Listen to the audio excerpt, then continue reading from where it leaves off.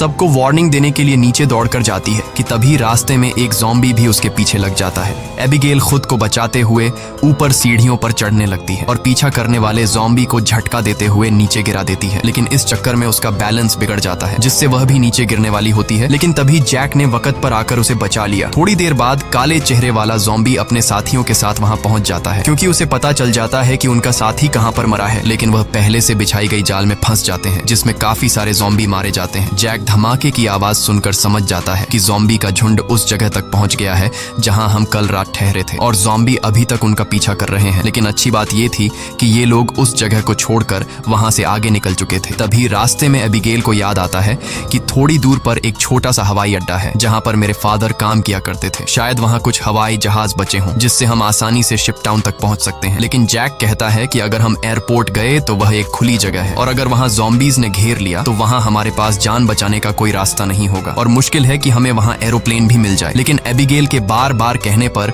वह वहां जाने के लिए मान जाता है, जिसके बाद ये लोग एयरपोर्ट आ गए। लेकिन यहाँ पर कोई भी एरोप्लेन नहीं था। जैक कहता है, देखा, मैंने कहा था यहाँ पर कोई भी एरोप्लेन नहीं होगा। लेकिन जब वह लोग वहां पर एक छोटे से गराज में पहुंचते हैं तो गराज का दरवाजा खोलते ही लकीली वहां उन्हें एक छोटा एरोप्लेन मिल जाता है। ये देखकर ये लोग बहुत खुश हो जाते हैं क्योंकि अब उनका शिप टाउन तक पहुंचने का रास्ता आसान हो गया। लेकिन ये हवाई जहाज बहुत दिनों से इस्तेमाल नहीं हुआ था, इसलिए मैकेनिक डेविड कहता है कि उसे ठीक करने की जरूरत है। ज्यादा नहीं, मैं उसे 10 से 15 मिनट के अंदर ठीक कर दूंगा। जब तक